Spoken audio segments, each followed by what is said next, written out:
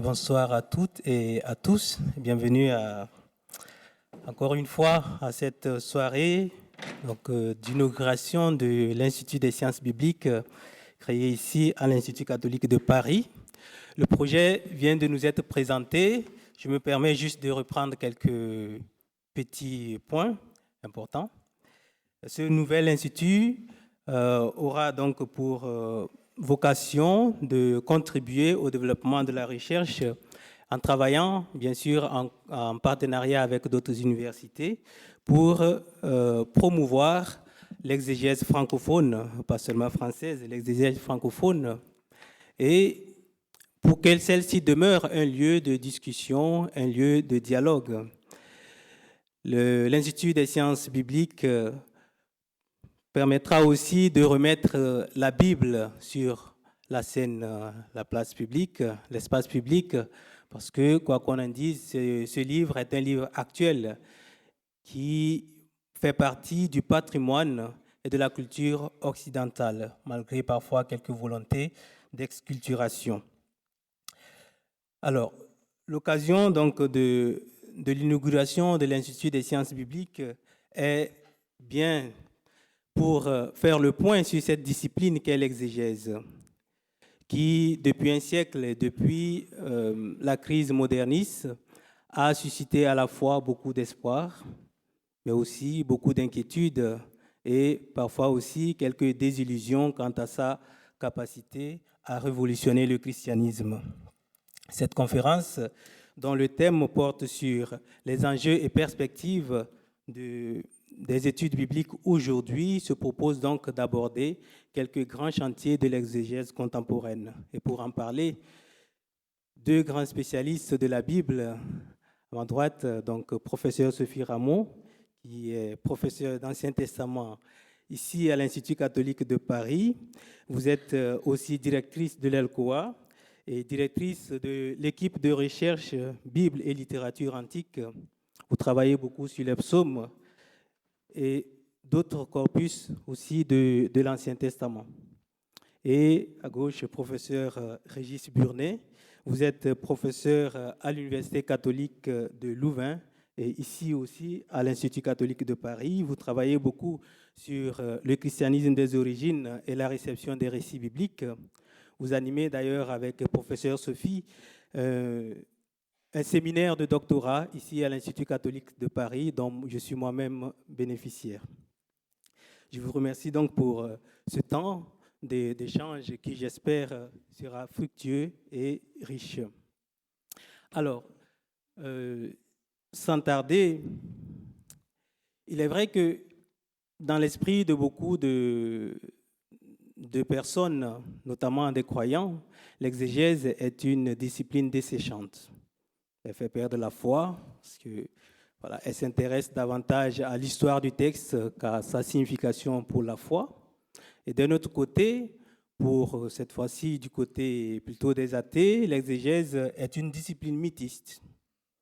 À titre d'exemple, il y a quelques mois, Michel Onfray publiait un livre, plutôt un essai, aux éditions Bouquin, ici à Paris, intitulé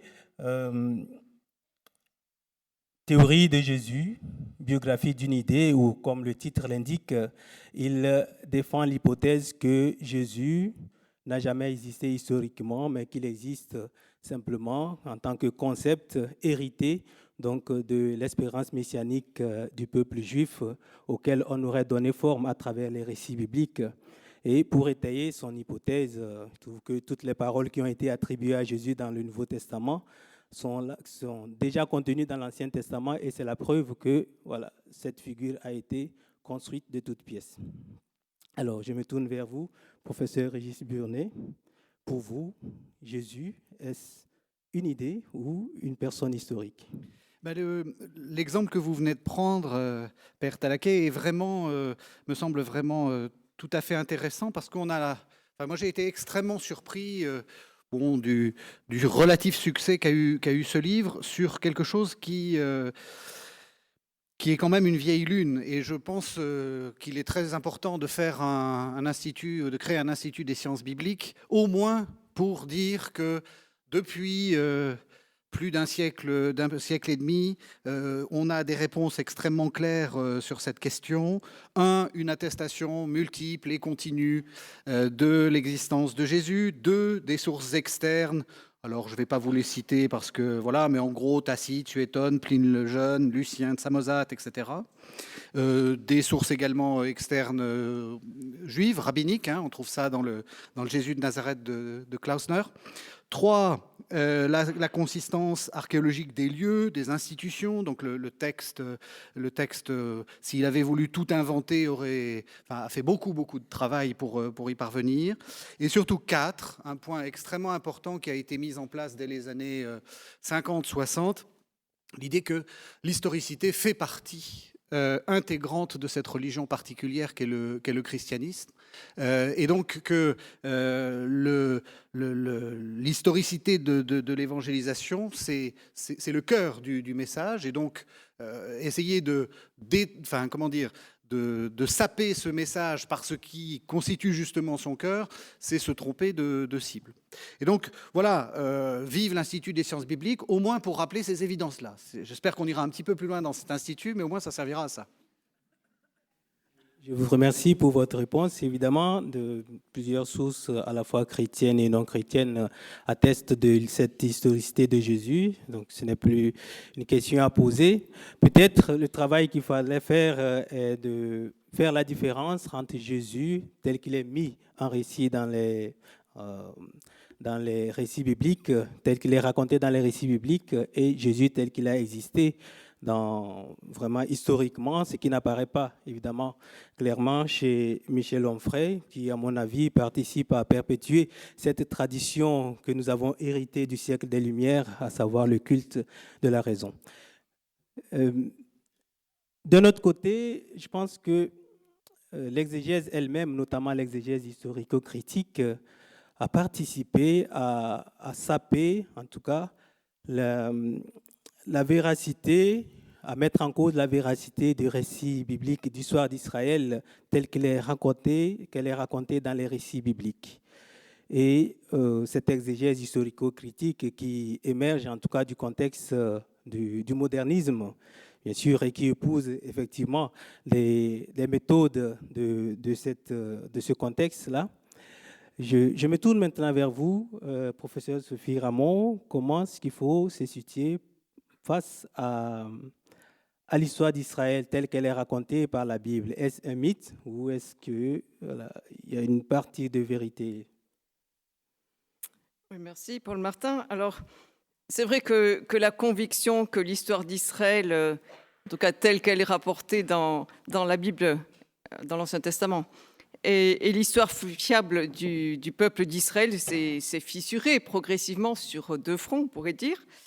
Celui du développement de l'archéologie et des sciences modernes, des sciences historiques modernes, pourrait-on dire, et puis celui du déploiement de la critique littéraire et historique des textes, la méthode dite historico-critique, d'autre part. Et les positionnements sur les rapports entre exégèse et archéologie, exégèse et histoire ont sans doute été tumultueux et pour une part le demeurent encore, comme on peut le voir de certains débats.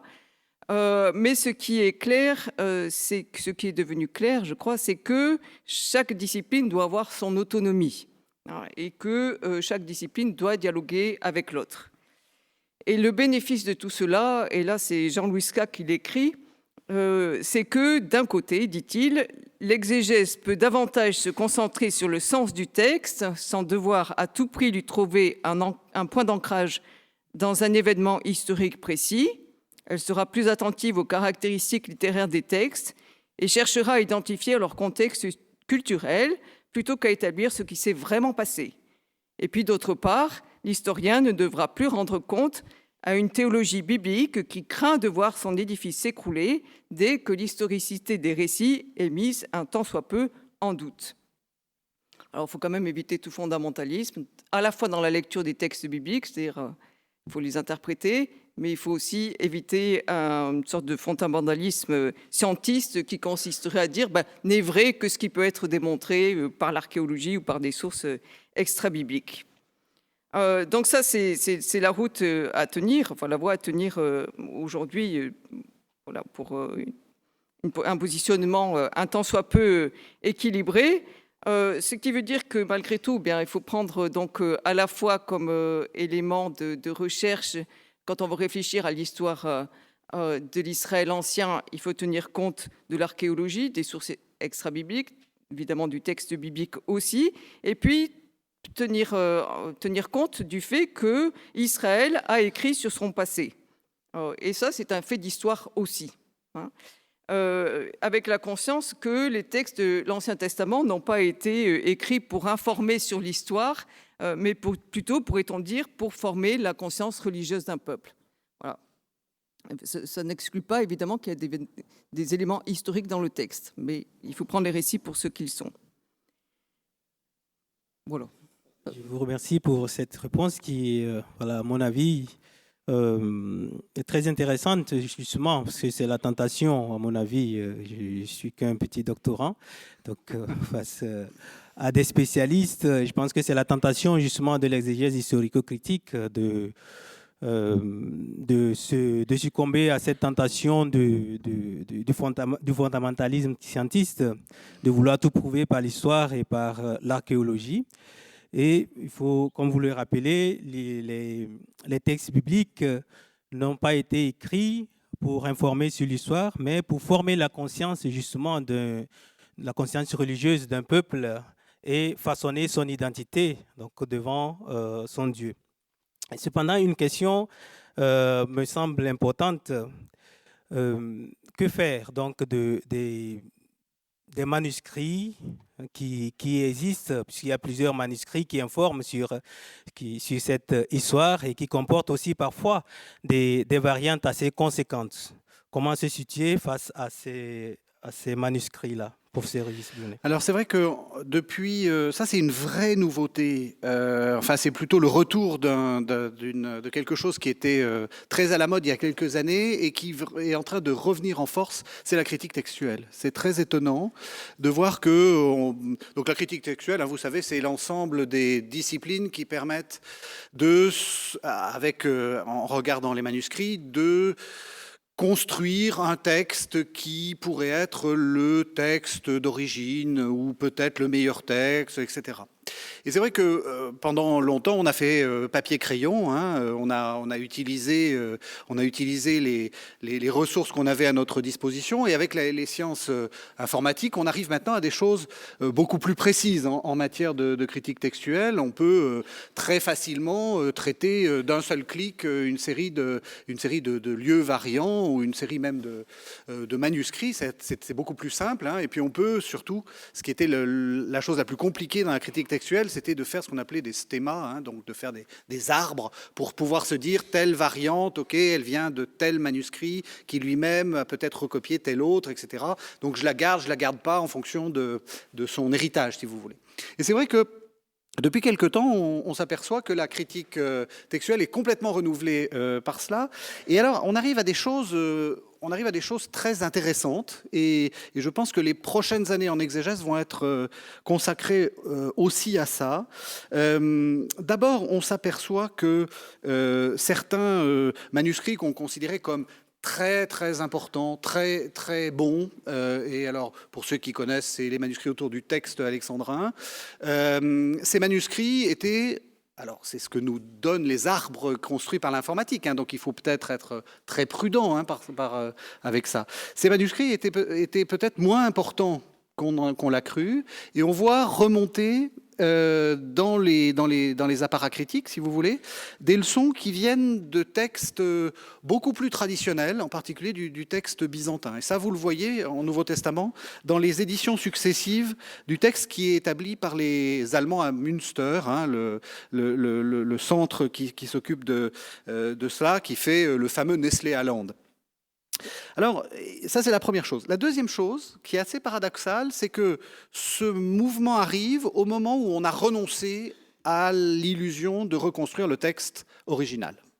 On est de plus en plus vers l'idée que on n'a pas une tradition originale, mais une multitude de traditions originales. Et ce que l'on sentait de manière un peu intuitive par justement le travail patient, papier-crayon, se confirme avec les outils informatiques. On n'arrive pas à faire converger cette disparité, si vous voulez. Et puis, je trouve que ce qui est très intéressant en ce moment, c'est qu'on s'aperçoit qu'on est en train de faire une sorte de lien entre la critique textuelle, qui semblait être la chose la plus, la plus technique, peut-être la plus sèche, comme disait le père Paul Martin, la plus difficile et la moins théologique, d'une certaine façon. On est en train de faire le lien entre cette critique textuelle et, en fait, les questions théologiques. Pourquoi ? Parce qu'on s'aperçoit de plus en plus que lorsqu'il y a un lieu variant, c'est-à-dire que lorsqu'il y a un problème textuel, c'est qu'il y a un problème théologique derrière. C'est-à-dire que la variabilité textuelle est toujours un indice, est toujours l'indice que quelque chose doit être creusé.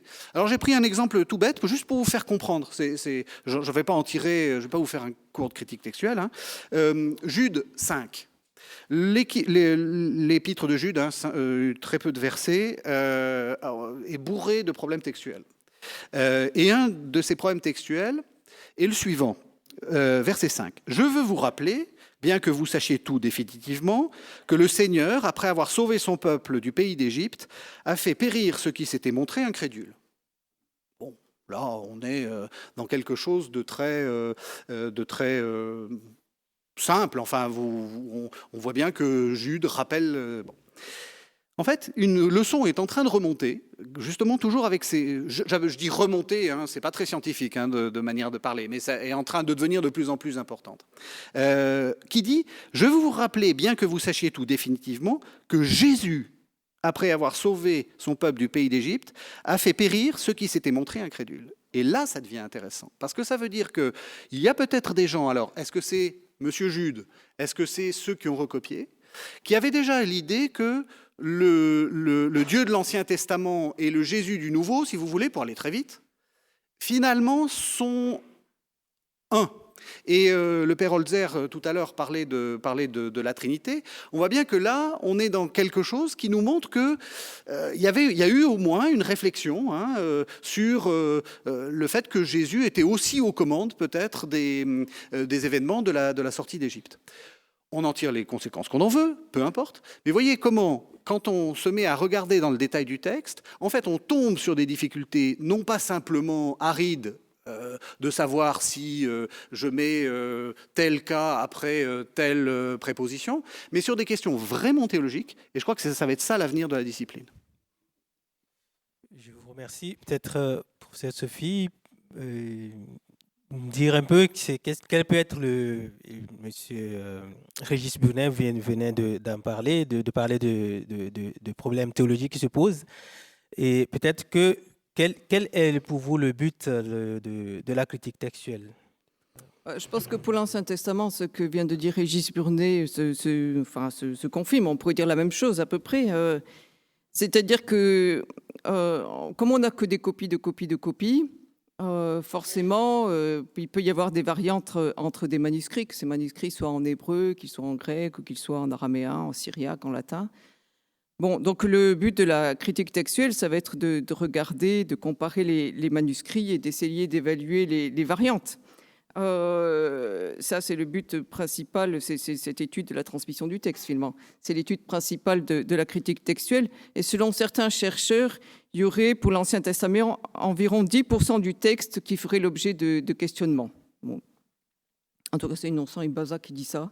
Si Innocent Ibaza dit ça, ça peut se croire. Et donc, la tâche de la critique textuelle peut être, en tout cas, elle est pour une bonne part comprise comme telle, de reconstituer le texte le plus ancien que l'on puisse déduire à partir de ce qui est repéré comme altération secondaire. C'est-à-dire qu'au fond, on va essayer de reconstituer l'archétype, c'est-à-dire l'ancêtre commun aux différentes familles de témoins. Parce qu'en fait, il faut faire le deuil du texte originel. Celui-là, bon, on ne l'a pas. Et ceci dit, comme le disait Régis, la critique textuelle peut aussi s'intéresser à la manière dont un texte a évolué au fil du temps et regarder ces évolutions comme un reflet de l'histoire de l'interprétation du texte. Alors, si on reste avec la sortie d'Égypte, puisque c'est un exemple que tu as pris dans Jude, je crois, si on regarde, par exemple, dans le psaume 81, verset 6, les psaumes, c'est ce que je travaille le plus, alors forcément, mes exemples vont là. Mais donc, dans le psaume 81, verset 6, il est écrit que quand il sortit contre le pays d'Égypte. Alors, c'est assez bizarre comme phrase. On peut supposer que c'est Dieu, si on voit le début du verset, ça peut se discuter, mais logiquement, c'est Dieu qui est le sujet jusque-là. Quand il sortit contre le pays d'Égypte, et c'est la préposition contre qui, évidemment, est assez curieuse. Et si on regarde ce qui se trouve dans la version grecque ou la version syriaque ou la version latine, on voit qu'il ne s'agit pas de sortir contre, mais de sortir d'Égypte, ce qui est évidemment beaucoup plus familier, beaucoup plus simple. Mais du coup, ça pose la question comment interpréter cela, d'autant plus que la version grecque, la Septante et la Vulgate font de Joseph le sujet du verbe sortir. Donc c'est Joseph qui sort d'Égypte.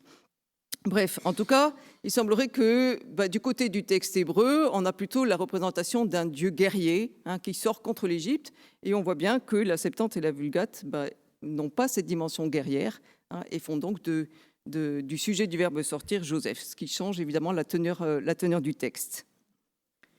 Je vous remercie, mais est-ce que vous ne craignez pas que ces techniques à la fois informatiques, de critique textuelle, la recherche du texte ancien ou de l'évolution du texte réduisent la démarche exégétique quelque part à une démarche purement mécanique où on s'attache à rechercher simplement les strates de l'évolution d'un texte? Et quelle est finalement la place, puisque Saint Paul le dit haut et fort dans la deuxième épître à Timothée, toute l'écriture est inspirée de Dieu, est inspirée par Dieu. Quelle est la place de l'inspiration dans une telle démarche de critique textuelle? Voilà, donc petit sujet simple, la question de l'inspiration. Merci beaucoup, Paul Martin. Moi, ce que je dirais, c'est qu'il faut abandonner une définition qui soit trop étroite de l'inspiration, ou trop restrictive de l'inspiration.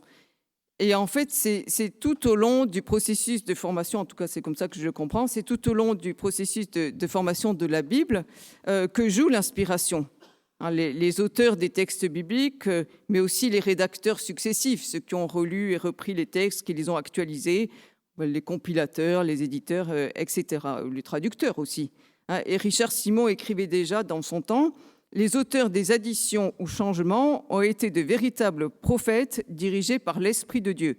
C'est pourquoi les changements qu'ils ont pu introduire dans les anciens actes auront la même autorité que le reste du texte de la Bible. » Voilà, donc aussi la traduction et les éditions. Alors, je vais prendre un exemple, c'est toujours plus facile à partir d'exemples, mais évidemment, je prends un exemple qui est un peu poussé, presque un peu caricatural, si vous voulez.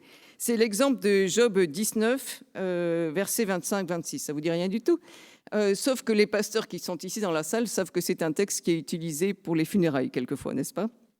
Alors, c'est un texte qui est assez obscur en hébreu, ça c'est vraiment le casse-tête à traduire. Et ce texte évoque le défenseur, donc le Goël, de Job, qui vivra le dernier et sur la poussière se dressera. Alors avec ça, on est bien renseigné, c'est assez compliqué. Et Job semble espérer que son Goël donc, va se manifester au moins au moment de sa mort, quand il s'étendra dans la poussière. Bon. Et la question, c'est de savoir qui est le Goël. Alors, il y a plusieurs hypothèses qui sont faites, mais il n'est pas du tout évident que le Goël soit Dieu. Dans le texte, en tout cas en hébreu. À mon avis, c'est pas possible. Mais bon, ça, d'autres sont d'un avis contraire. Si on regarde la version grecque, donc la Septante, celui qui est nommé, c'est celui qui est éternel, celui qui doit délivrer Job sur la terre. Voilà, c'est déjà un peu plus simple. Il est éternel, il doit délivrer Job sur la terre. Et dans la Septante, il est visiblement question de ce qui touche aux épreuves corporelles de Job, qui donc va être délivré par Dieu. Dieu ne va pas le laisser à son adversité. Puis si on prenait la Vulgate, qui a visiblement été traduite par un chrétien, alors là, ça devient le Rédempteur et est annoncé évidemment la résurrection. Enfin, c'est ce qui est compris du texte. Quelle version est inspirée? toutes les versions. Avec ça, maintenant, débrouillez-vous, mais il n'y a pas une version qui est à préférer à l'autre. Hein. C'est donc tout le processus entier de formation et de composition du texte biblique qui est inspiré, hein, c'est-à-dire toutes les étapes de sa réalisation, de sa production, de sa réécriture, de ses traductions, etc. Ce qui voudrait donc dire que chaque auteur biblique est peut-être porteur d'une intention théologique. Je ne sais pas, professeur Régis Burnet, est-ce que cette intention est-elle identifiable dans le texte? Alors, on arrive donc à un deuxième point, hein, qui est de cette conférence, qui est effectivement la question de la théologie. Et alors moi, quand les étudiants me posent la question, j'ai un texte que je cite en permanence, qui est Jean 20, 30, 31. Jésus a opéré sous les yeux de ses disciples bien d'autres signes qui ne sont pas rapportés dans ce livre. Ceux-ci l'ont été pour que vous croyiez que Jésus est le Christ, le Fils de Dieu, et pour qu'en croyant, vous ayez la vie en son nom. Dire qu'il n'y a pas d'intention théologique, le texte là le démontre, démontre que c'est l'inverse qui est vrai.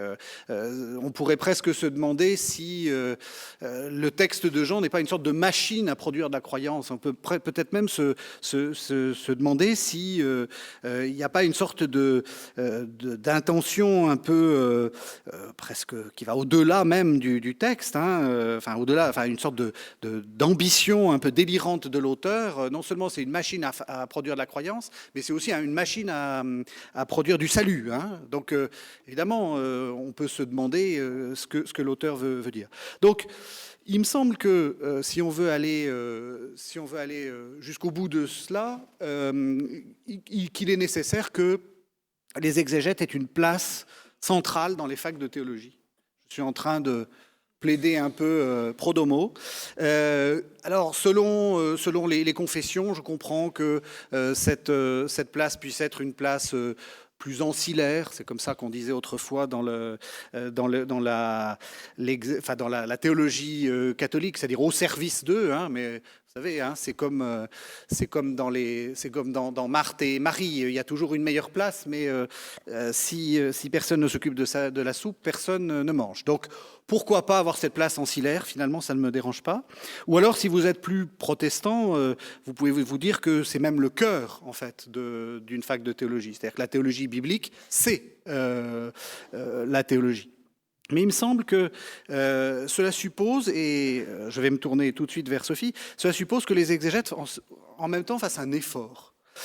L'effort, c'est d'accepter qu'on fasse aussi de l'exégèse, non pas comme ils ont l'habitude de le faire, c'est-à-dire à être extrêmement soucieux de la théologie d'un auteur. Ce que dit Paul de Tarse de la résurrection n'est pas la même chose que ce que dit Matthieu et pas la même chose que ce que dit le livre de l'Apocalypse. Donc ça, c'est ce qu'on apprend en exégèse. Et il faut apprendre peut-être aussi que d'autres perspectives sont possibles et peut-être, par exemple, accepter qu'on fasse une théologie de tout le Nouveau Testament. Donc faire quelque chose de très difficile pour un exégète qui consiste à dire je considère que ce que dit Paul et ce que dit Luc, et puis même ce que dit Jude, je les mets ensemble pour construire une théologie globale. Et ça, je pense qu'on a quelque chose un effort à faire. C'est ce qu'on appelle l'exégèse canonique.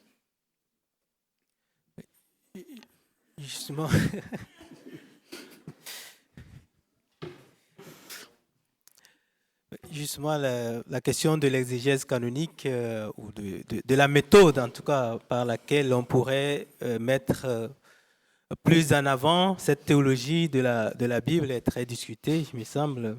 Les exégètes, il y en a, Child par exemple, qui rejettent à la fois l'historico-critique et à la fois les méthodes synchronistes, qui pensent que l'exégèse d'un livre biblique doit se faire à l'intérieur même du canon. Et quelle est la méthode, professeur Sophie, qui pourrait permettre donc de mettre en avant, en exergue cette théologie, en tout cas de la Bible? Vous avez remarqué que toutes les questions difficiles, c'est pour moi. Hein, mais bon. C'est la question d'une exégèse théologique, finalement. Mais alors l'exemple que vous citez de Childs, en fait, je pense qu'il faudrait aller lire ce que dit Bourgine à son sujet dans un livre qui s'appelle Bible oblige, quand même, qu'un titre pareil, on n'oublie pas, qui est publié en 2019, qui a été publié en 2019, et il objecte à Childs que son approche canonique, en tout cas la manière dont Childs comprenait l'approche canonique, je cite, n'est pas parvenu à traduire une légitime préoccupation théologique en une démarche exégétique féconde qui intègre la critique historique et littéraire. Et en fait, c'est parce que son modèle laisse assez peu de place à la compréhension du canon comme processus. Enfin, c'est un des reproches qu'on peut lui faire. Il comprend davantage, il met davantage l'accent sur la compréhension du canon comme structure. Et de façon contradictoire, d'ailleurs, il insiste sur la dimension normative de la forme finale du texte biblique. Alors, c'est un vaste débat, cette approche canonique. Toujours dans l'exégèse du psaume, dans les années 2016, on trouvait que c'était très prometteur l'exégèse canonique du psautier, c'est-à-dire comprendre un psaume à l'intérieur du psautier canonique et voir dans le psautier donc de la Bible un livre ayant une intention et un message théologique.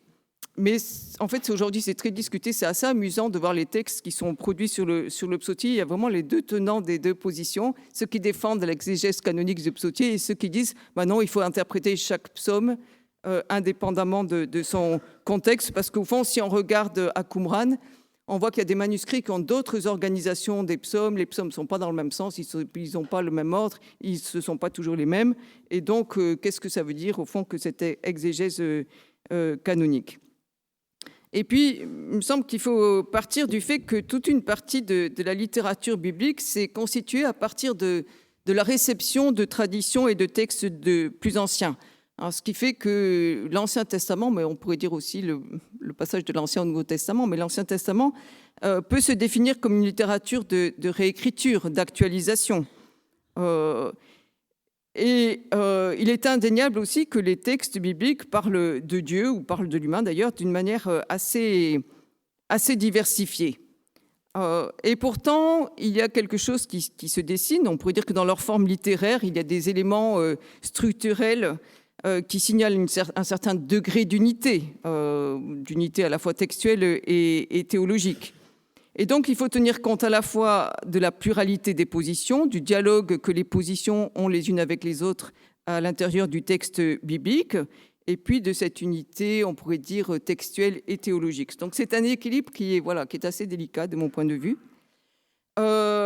Mais il y a en tout cas une chose qui m'apparaît clairement. Je ne sais pas si mes collègues exégètes seraient d'accord dans la salle, mais c'est que pratiquer une exégèse théologique ne relève pas d'une méthode ou d'une autre. J'aime bien ce qu'écrit Conrad Schmitt à ce sujet.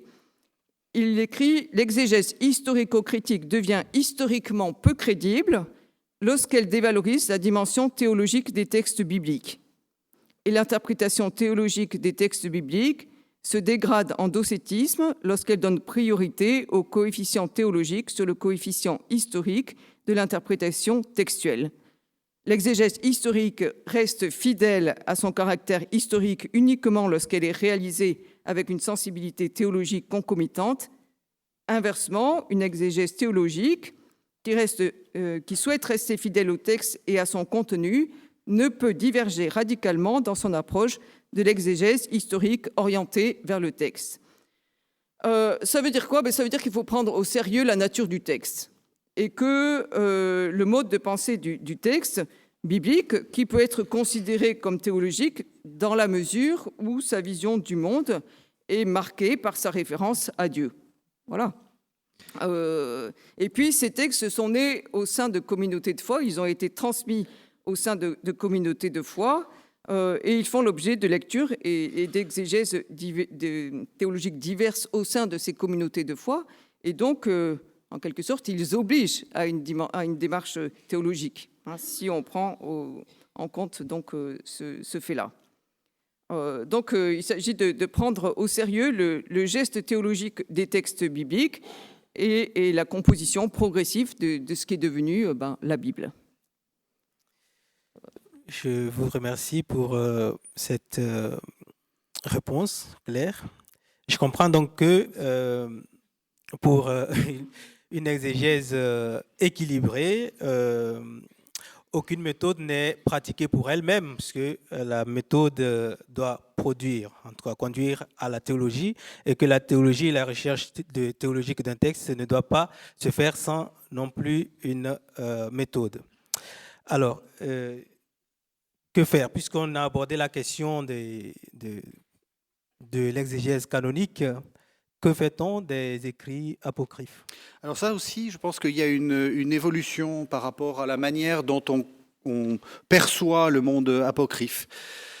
D'abord, il faut renoncer à un mythe qui serait de dire qu'il y a un monde apocryphe contre le monde canonique, c'est-à-dire qu'il y aurait une sorte de de vérité cachée, un peu complotiste, qui se trouve dans les écrits apocryphes, qui aurait comme vertu finalement ou de nous guérir du canonique ou de nous révéler des choses qu'on a voulu nous cacher.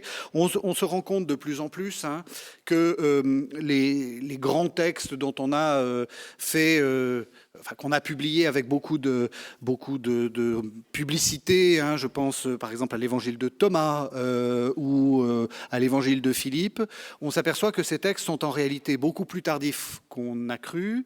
Alors je prends un exemple simple, l'évangile de Thomas, vous savez, c'est une série de paroles de Jésus dont on a cru reconnaître qu'elles étaient plus authentiques. Manque de chance, on s'aperçoit que la majorité d'entre elles se retrouvent en fait dans les évangiles, et de plus en plus on est en train de reculer, ou d'avancer plutôt, la date d'écriture du recueil, 3e, 4e siècle.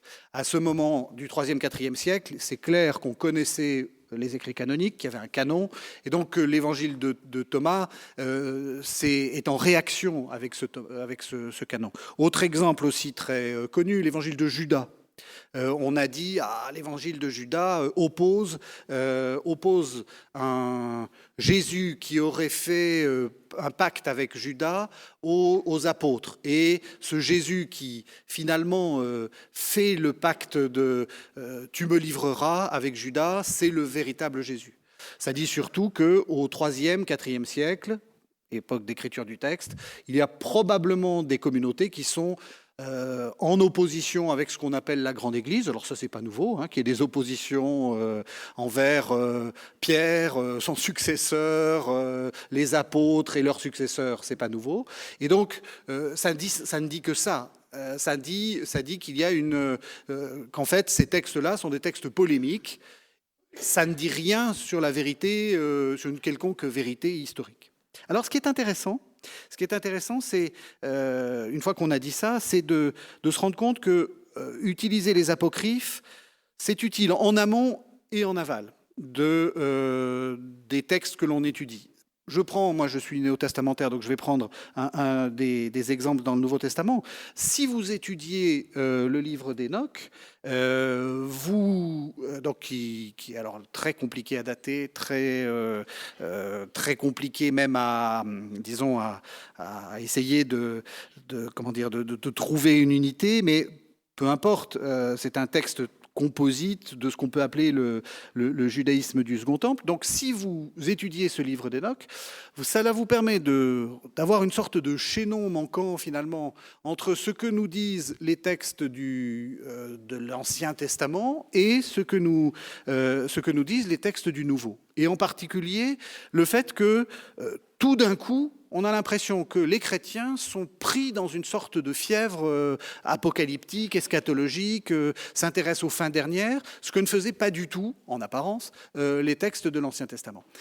Ça nous montre que justement, il y a dans ce judaïsme de l'époque de Jésus, qu'on appelle traditionnellement le judaïsme du Second Temple, ça nous montre qu'il y a une sorte de ferveur apocalyptique, qu'il y a des milieux qui ont cette fibre-là, si on peut dire, et que ces milieux ont en fait une influence directe sur le christianisme. Donc, utiliser les apocryphes, c'est aussi une manière, c'est des éléments supplémentaires c'est des documents supplémentaires pour comprendre les textes que l'on étudie en amont. Et en aval, Le fait que, par exemple, il y ait des évangiles de l'enfance nous renseigne finalement assez peu sur le petit Jésus, sa gentille mère et leur papa si compréhensif, mais nous dit des choses très importantes sur le culte marial. Les récits apocryphes des apôtres, des actes des apôtres, nous donnent des exemples très clairs de l'évolution des premières communautés. Et de même, on peut se poser la question de certains textes paracanoniques, le fameux Pasteur d'Hermas, qui nous donne des renseignements extrêmement précieux sur le milieu qui est juste après, finalement, le milieu d'écriture des textes canoniques. Et donc je crois qu'il va falloir un peu abandonner cette idée d'apocryphe, parce que apocryphe laisse penser qu'il y a quelque chose d'un peu dangereux. Je pense qu'il va falloir plutôt parler de paracanonique et d'assumer qu'on fait aussi du paracanonique. Je vous remercie. Et nous allons aborder peut-être un troisième point, non moins important, la question des exégèses contextuelles. Par exégèse contextuelle, j'entends les exégèses qui prennent en compte les différentes problématiques de notre temps, l'exégèse féministe, l'exégèse écologiste, l'exégèse raciale, donc avec notamment en Afrique le développement de ce qu'on appelle les LAB, les lectures africaines de la Bible, qui sont en vogue depuis quelques décennies maintenant, et qui veulent rendre justice aux textes bibliques qui parfois a été instrumentalisés au service pour servir le racisme, l'apartheid, etc. Alors, quels sont, d'après vous, les avantages, les atouts et les écueils de ces exégèses situées?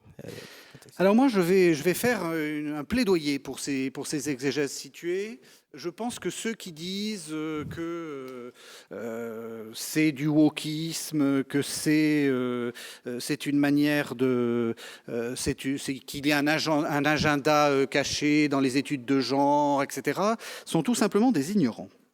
Il y a des excès dans ces études situées, c'est clair, mais je pense qu'il faut d'abord commencer à les comprendre, à les connaître et essayer de voir à quel point ce sont des exégèses utiles. Alors je vais prendre un exemple particulier qui est l'exégèse post-coloniale ou décoloniale. D'abord, il y a un fait que je crois que nous devons, c'est notre devoir en tant que professeurs dans des facultés de théologie, il y a un fait que nous devons rappeler, c'est que la Bible est venue dans les bagages du colonisateur.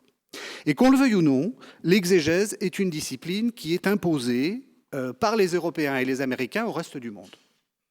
Pendant 150 ans, nous avons fait de l'exégèse à la Bultmann, nous avons fait de l'exégèse à la Käsemann, nous avons fait de l'exégèse à la Loisy, puisqu'on a parlé de Loisy, etc.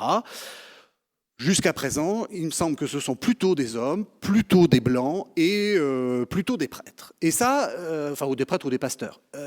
Ça, qu'on le veuille ou non, c'est un fait. Et ce fait, je pense que jusqu'aux années 2000, on a eu du mal à l'admettre. Et moi, je dis souvent à mes étudiants qui viennent du Sud global, comme on dit maintenant, ou quel que soit le nom que vous donnez à ça, je ne vous apprends pas à faire de l'exégèse, je vous mets au standard de l'exégèse européenne. Ça, je crois que c'est un fait qu'il faut absolument que l'on maintienne et que l'on dise comme préalable. Ensuite, je pense qu'il est important de rétablir l'équilibre au profit, justement, des exégèses venues d'Amérique du Sud ou des exégèses venues d'Afrique ou d'Asie, peu importe. Pour deux raisons. D'abord, c'est une question de justice et ensuite, c'est une question herméneutique. Une question de justice, il me semble, c'est-à-dire qu'il est indispensable de montrer la place dans nos textes des femmes, des Africains, des peuples colonisés. Je pense aussi qu'il est, le père Paul Martin vient de le dire, qu'il est indispensable de dénoncer le racisme de certaines interprétations passées. Il me semble que c'est une question, je ne vais pas vous en donner, mais je peux vous donner des dizaines et des dizaines d'exemples qui le montrent de manière extrêmement claire. Et je pense qu'il est très utile et très juste d'étudier d'autres traditions de lecture, Par exemple, ce que font les communautés de base dans des milieux proches de la théologie de la libération, c'est extrêmement intéressant en exégèse. Premier point. Et deuxième point, je trouve que c'est une question utile même en herméneutique, pour une raison simple, c'est que pour moi, les textes de l'Ancien et du Nouveau Testament sont des textes de gens qui sont en situation de minorité. Et ça, on l'a bien vu, par exemple, pour l'Apocalypse. L'exemple, quand on lit l'Apocalypse, la première chose qui nous saute au visage, c'est très violent. Oui, c'est un texte très violent. Alors on écrit des textes pour essayer d'amoindrir la violence, etc. L'exemple des luttes coloniales, décoloniales ou post-coloniales nous montre quand même de manière claire que quand on est dans une situation où on doit résister à un empire, il faut donner du sens à sa souffrance. Et on a tendance à plutôt souhaiter la fin de l'empire qui nous domine qu'une sorte de traité de paix doucereux en disant tendons la joue gauche, tout ira mieux par après. Donc je pense qu'on peut comprendre aussi la violence de l'Apocalypse par le fait que ce sont des gens qui sont en situation de minorité, qui sont martyrisés, donc qui ont souffert, et qui sont dans une situation de semblable. Alors il faut faire très attention quand on dit semblable, mais semblable à une situation de colonisation. Je termine là-dessus. L'écueil, par contre, c'est de plaquer les choses et de dire ce qui se passe au Chiapas, c'est la même chose que ce qui se passe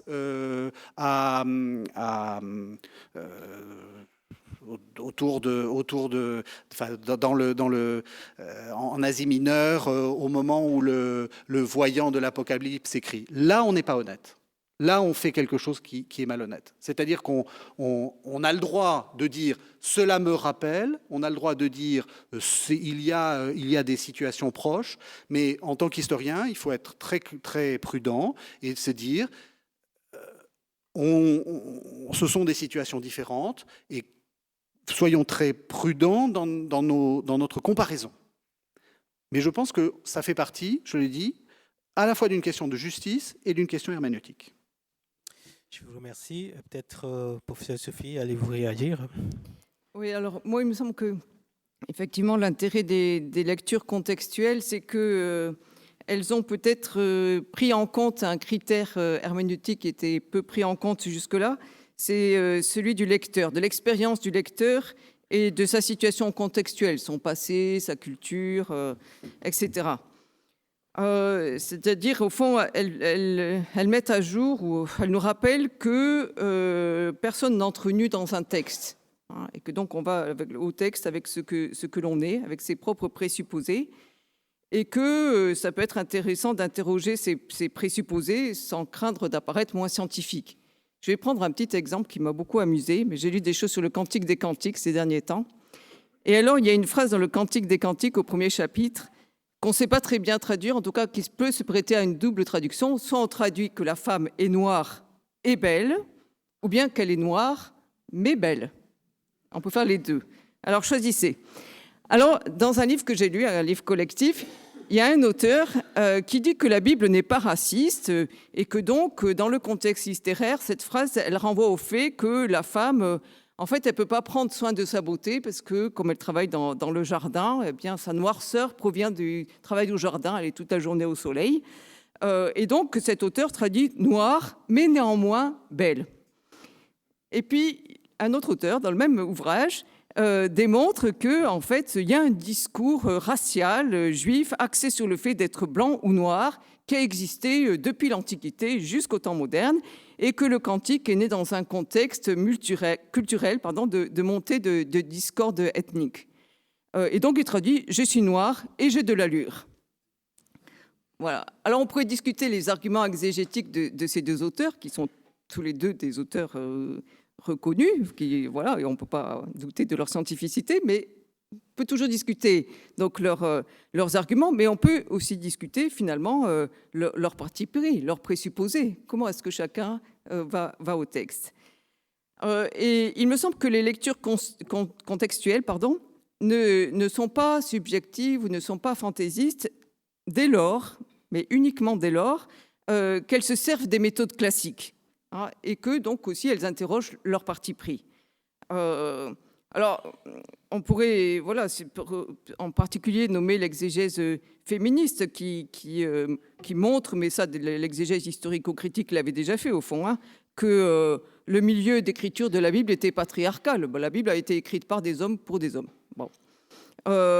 Mais donc voilà, l'exégèse contextuelle féministe en particulier nous rappelle ces éléments qui sont des éléments très importants. Le risque, c'est la militance. Hein, le risque, c'est quelquefois que ces lectures sont militantes et que du coup, elles ont tendance à tirer le texte ou à se servir du texte, à instrumentaliser le texte à partir donc de leurs propres présupposés. Donc je crois que là aussi, c'est une affaire de mesure et d'équilibre et surtout de dialogue avec des approches plus classiques. Je vous remercie pour ce temps d'échange riche et enrichissant. Nous arrivons au terme de cette conférence. Il est difficile de conclure si nous avons ouvert divers dossiers et sans doute qu'il reste d'autres champs à explorer, mais nous n'allons pas abuser de votre patience, de la patience des auditeurs. Peut-être qu'il est temps de vous offrir une petite pause en musique et le temps de digérer tout ça. Et voilà.